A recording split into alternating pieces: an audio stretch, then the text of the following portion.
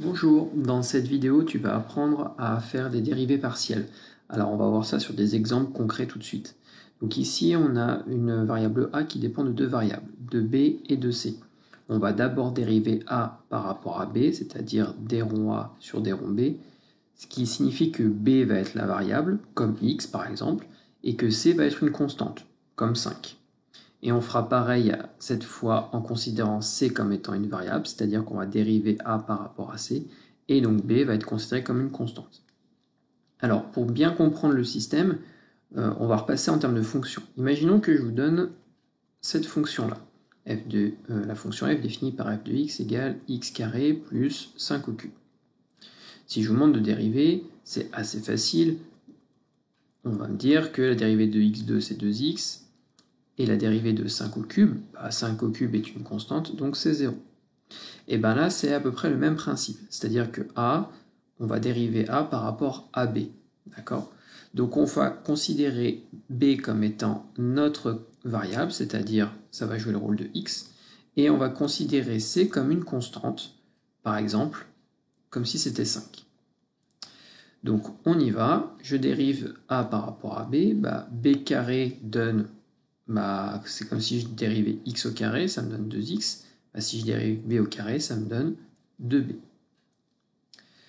Et ensuite, quand on a une constante et qu'on dérive, ça donne 0, et ici, je rappelle qu'on dérive par rapport à b, c'est-à-dire que c est considéré comme une constante. Donc c au cube, c'est une constante également. Sa dérivée, c'est donc 0.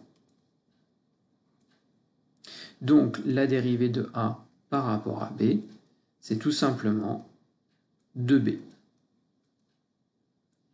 Comme la dérivée de f par rapport à x, c'est 2x. Voilà, on effectue maintenant le même principe sur le même exemple, mais cette fois en dérivant par rapport à c. C'est-à-dire que là, c'est l'inverse. C'est c qui est considéré comme étant une variable, et c'est b qui est considéré comme une constante. Donc on y va, je dérive a par rapport à c, b est considéré comme étant une constante, donc b carré, c'est une constante, donc si je dérive, ça donne 0. Plus, maintenant que je dérive par rapport à c, c au cube, qu'est-ce que ça donne? C'est comme si je dérivais x au cube. Quand je dérive x au cube, ça donne 3x au carré. Et là, si je dérive c au cube, en sachant que c'est c la constante, ça va donner 3c carré. Donc, la dérivée de a par rapport à c, c'est 3c carré. On va traiter maintenant l'exemple numéro 2. Cette fois, on a un produit des deux fonctions. Et le principe, c'est toujours le même. Ici, je vais dériver a par rapport à b. Donc, ça veut dire que ça va être b qui va être ma variable, qui va jouer le rôle de x, et c, c'est ma constante, comme tout à l'heure. Donc, si je dérive par rapport à b, b au carré, ça donne 2 fois b. Je dérive classiquement. N'oublions pas que c'est une multiplication qui est entre les deux, fois.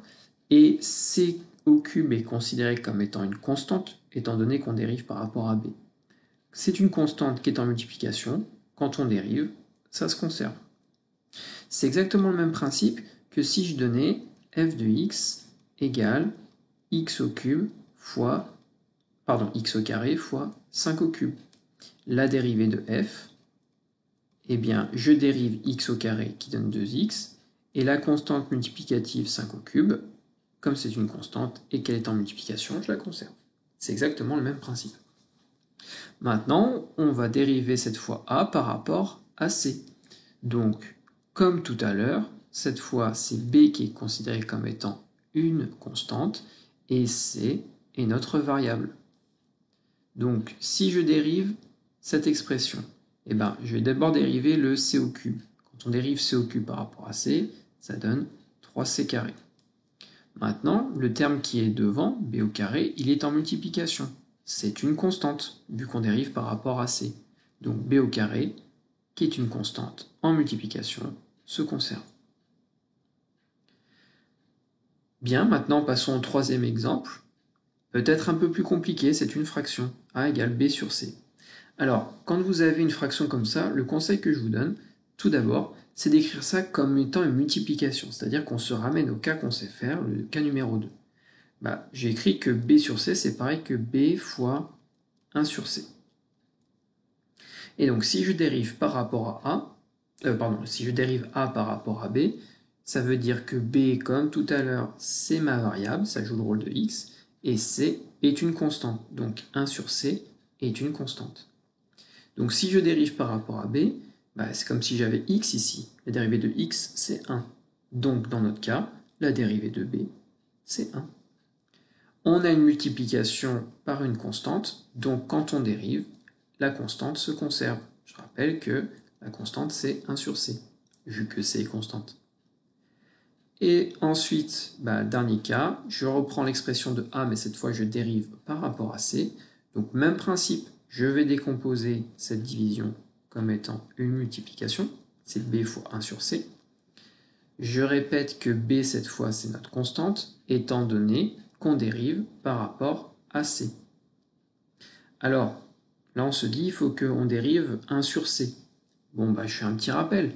La dérivée de 1 sur X.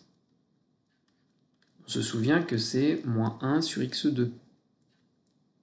Donc la dérivée de 1 sur c par rapport à c, c'est moins 1 sur c carré.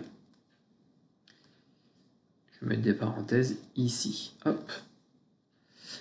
Et comme on est en multiplication et que b est une constante, et qu'on dérive par rapport à c, la constante b est conservée. Donc au final, la dérivée de a par rapport à b, c'est tout simplement 1 sur c, et la dérivée de a par rapport à c, c'est égal à moins b sur c carré. Et voilà, maintenant tu sais effectuer des dérivées partielles, à toi de t'entraîner. À bientôt pour une nouvelle vidéo.